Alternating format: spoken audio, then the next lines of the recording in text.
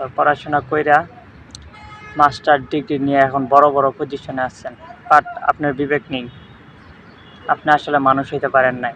আপনারা কিভাবে এইরকম আসামিদের পক্ষে হইয়া লড়তে পারেন বুঝি না। যারা 8 বছর 10 বছরের শিশুকে ধর্ষণ করার পর জেলে যান, আপনারা তাদের হইয়া কাজ করেন এবং তাদেরকে নির্দোষ প্রমাণের জন্য সর্বোচ্চ চেষ্টা করেন। এই ধরনের আসামির শাস্তি কমানোর জন্য আপনারা কাজ করেন। নাগরিক হিসাবে আমাদের কি করা উচিত জানেন? আগে আপনাদের মতো কুত্তার বাচ্চাগুলোকে মারা দরকার, যারা টাকার জন্য সব কিছু করতে পারেন। আপনারা আসলে শিক্ষিত না, আপনারা শিক্ষিতর মুখোশ পড়ছেন, এটা আপনাদের ব্যবসা। আপনারা আসলে টাকার গোলাম। 8 বছরের একটা মেয়ে, তাকে ধর্ষণ করে তার মাথা আলাদা করে দেওয়া হয়েছে। দেখবেন কেউ না কেউ তার পক্ষ হয়ে দাঁড়ায় গেছে।